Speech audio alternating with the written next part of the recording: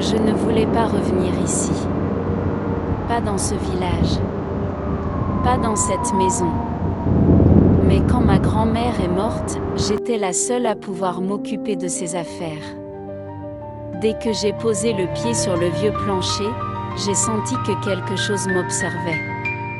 Ce n'était pas un simple souvenir. C'était vivant. Le jardin était à l'abandon. Les herbes hautes, les branches mortes. Et là, au fond, le puits. Muré depuis plus de 30 ans. Ma grand-mère m'avait toujours interdit de m'en approcher. Elle disait que le puits regarde ceux qui le regardent. Les planches étaient pourries, fragiles. Je n'ai même pas eu besoin d'outils. Juste mes mains. Une par une, je les ai retirées. Et j'ai senti l'air changer. Comme si quelque chose s'était réveillé. Le puits n'était pas vide. Il n'était jamais vide. Il respirait. J'ai pris une lampe. Et j'ai regardé à l'intérieur. Rien. Juste un trou. Un noir épais, gluant, sans fond. Mais j'ai senti une présence. Quelque chose bougeait, tout au fond. J'ai reculé. Mais c'était trop tard. Une main. Froide, rugueuse. Elle a saisi ma cheville. J'ai crié. J'ai gratté la pierre. J'ai supplié. Et je suis tombée. Il n'y a pas de fond ici. Juste des murmures. Des voix anciennes. Elles me parlent. Elles m'apprennent à rester. Elles m'ont dit que je faisais désormais partie du puits. Je vous parle depuis ce trou. Depuis les ténèbres. Et si un jour, vous voyez un vieux puits au fond d'un jardin, ne regardez jamais dedans. Je n'aurais jamais dû accepter cette chambre. Mais je voulais m'éloigner. Trouver un endroit calme pour écrire, penser, fuir.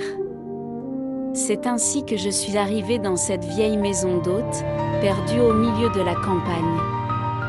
La propriétaire, une femme âgée à la voix rauque, m'a accueillie avec un sourire figé et un regard que je n'ai pas su lire. Elle m'a tendu une clé rouillée. Chambre numéro 3. Vous y serez seul, enfin, je crois. J'ai cru qu'elle plaisantait. Je me suis trompée. La chambre était poussiéreuse, figée dans le temps. Le papier peint s'effritait, le lit semblait avoir été utilisé récemment. Il y avait cette odeur, subtile mais présente. Une odeur de présence. La première nuit, j'ai entendu des bruits. Des pas, juste au-dessus. Mais il n'y avait aucun étage au-dessus. Je suis sortie dans le couloir. Silence. Puis, au moment où je posais la main sur la poignée de ma chambre, un courant d'air m'a glacé l'échine. Et derrière moi, le bruit d'une porte qui se ferme doucement. Le lendemain, mon lit était défait. Mais je jure que je ne l'avais pas touché. Et sur le miroir de la salle de bain, embué par la vapeur de la douche, un message était apparu, comme tracé par une main invisible. Je suis là. Je me suis figée. Je me suis retournée. Rien. J'ai voulu partir. Mais quelque chose me retenait. La curiosité, la peur, ou peut-être lui. La troisième nuit, j'ai vu son reflet. Dans le miroir. Un homme. Grand, amaigri, les yeux vides. Derrière moi. Mais quand je me suis retournée, il n'y avait rien. Rien d'autre que ce froid qui ne me quittait plus. Je n'ai pas dormi cette nuit-là.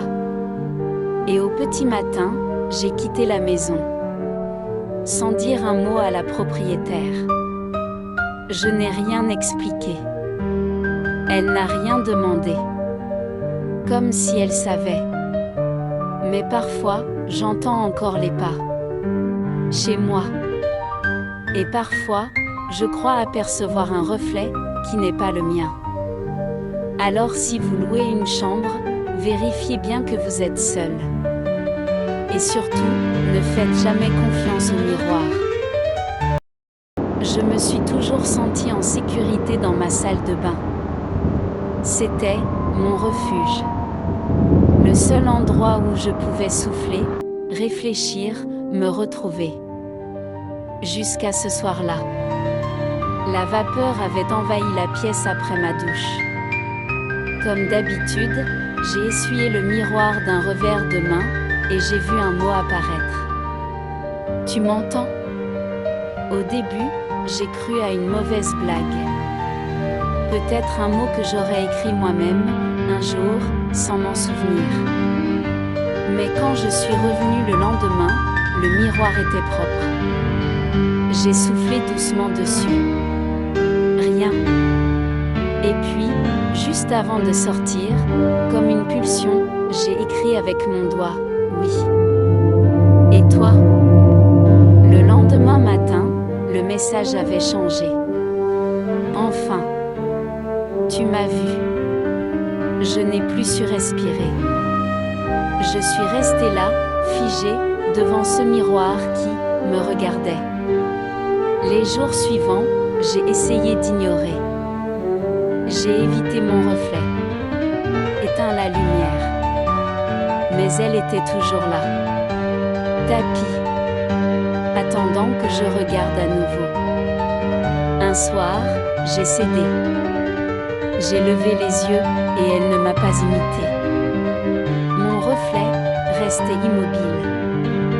Son sourire s'est élargi, bien au-delà de ce que mon visage pouvait faire. Et dans ses yeux, il n'y avait rien. Rien que moi. Mais brisé. J'ai crié. Brisé le miroir. Le verre s'est fondu, et elle a ri. Un rire aigu, lointain, comme si ça venait de l'intérieur des murs. Depuis, je n'ai plus de miroir. J'ai tout recouvert, tout caché. Même les reflets dans les vitres. Mais parfois, dans les flaques d'eau, ou sur l'écran noir de mon téléphone, je crois la voir. Elle attend. Et je sais que le jour où je la regarderai à nouveau, ce sera elle qui vivra à ma place. Quand on voyage souvent, on finit par s'habituer aux chambres d'hôtel. Elles se ressemblent toutes, même lit, même lampe, même odeur impersonnelle, mais celle-ci, la 204, elle avait quelque chose de différent. Quelque chose qui observe. Je suis arrivée tard. Le réceptionniste semblait mal à l'aise en me tendant la clé. Il a murmuré, « Vous êtes sûr que vous voulez la 204 ?» J'ai haussé les épaules. Pourquoi pas? La chambre était vieille, poussiéreuse. Le papier peint se décollait par endroits.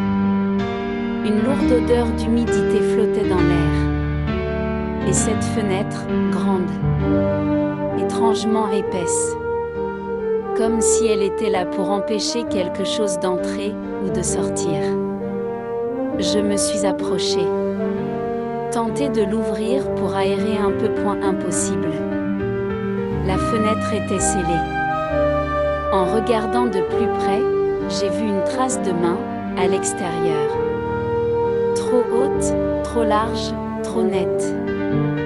Mais j'étais au 5e étage. Et il n'y avait pas de balcon. La première nuit, j'ai mal dormi. J'avais cette sensation qu'on me fixait. Que quelque chose se tenait juste derrière le rideau. Quand j'ai enfin osé le tirer, rien. Juste la ville, sous la pluie. Mais en tendant l'oreille, j'ai cru entendre un souffle. La nuit suivante, je me suis levée. J'avais besoin de comprendre. Je suis allée droit vers la fenêtre, et ce que j'ai vu n'était pas la ville. À la place, il y avait une forêt noire, épaisse, déformée comme un cauchemar. Des arbres morts. Une brume épaisse. Et des silhouettes qui me regardaient. J'ai reculé, terrifiée. Et puis, soudain, un visage s'est collé à la vitre. Pâle. Trempé. Les yeux exorbités, la bouche ouverte dans un cri muet. Mais aucun son ne sortait. Comme si la fenêtre l'enfermait ou la maintenait dehors. J'ai voulu fuir. Mais quelque chose m'a figée. Le miroir, au mur, reflétait quelqu'un, un homme, debout derrière moi. Immobile. Silencieux. Je me suis retournée. Personne. Mais dans le miroir, il était toujours là. Le lendemain, j'ai tenté de signaler ça à la réception. L'homme m'a dévisagé. Monsieur, la chambre 204 est condamnée depuis 10 ans. Après l'incident, je lui ai montré la clé. Il a blêmi. Cette clé a été détruite. Je suis retournée à l'étage. Il n'y avait rien. Aucune porte. Juste un mur lisse et une fenêtre, suspendue dans le vide, au 5e étage. Parfois, la nuit, je rêve que je suis toujours dans cette chambre. Je regarde par la fenêtre, et je me vois, de l'extérieur, me frapper contre la vitre. Mais personne ne m'entend. Parce que dans cette pièce, c'est moi, maintenant, qui suis de l'autre côté. Je ne me souviens pas m'être réveillée cette nuit-là. Mais quelque chose m'a tiré hors du sommeil. Pas un bruit. Pas un mouvement. Juste une présence. Comme si l'air était plus lourd. Comme si quelqu'un me regardait. Je suis restée allongée, figée, les yeux à moitié ouverts, fixant le plafond. J'ai cru entendre une respiration. Lente. Râpeuse. Trop proche. J'ai tendu la main vers mon téléphone. Il était 3h17. Et là, une notification s'est affichée. Tu m'as regardé dormir. Je suis restée pétrifiée. Je n'ai pas cliqué. Je n'ai pas osé. Je me suis contentée de fixer l'écran, espérant que ce soit un bug. Un mauvais rêve. Le lendemain, j'ai consulté les enregistrements de ma caméra de sécurité, celle qui donne sur ma chambre. Je n'avais jamais pris le temps de les regarder avant. Et pourtant, à 3h17, l'image s'est figée. Puis, lentement, une silhouette est apparue. Une forme floue, penchée au-dessus de moi. Elle me fixait. Je dormais. Et elle était là. J'ai bondi hors du lit, fouillé chaque recoin de la pièce. Rien. Mais, sur l'oreiller, il y avait une longue mèche de cheveux. Humide. Et sur le sol, des traces de pas. Ce soir, je n'ai pas dormi. Je me suis installée sur le canapé, lumière allumée. Mais à 3h17, mon téléphone s'est rallumé tout seul. Et il a affiché un message. Cette fois, ce n'était pas une notification. C'était une vidéo en direct. Et dans cette vidéo, c'était moi. Allongée. Endormie. Et quelqu'un me regardait dormir. Mais ce n'était pas moi qui filmais.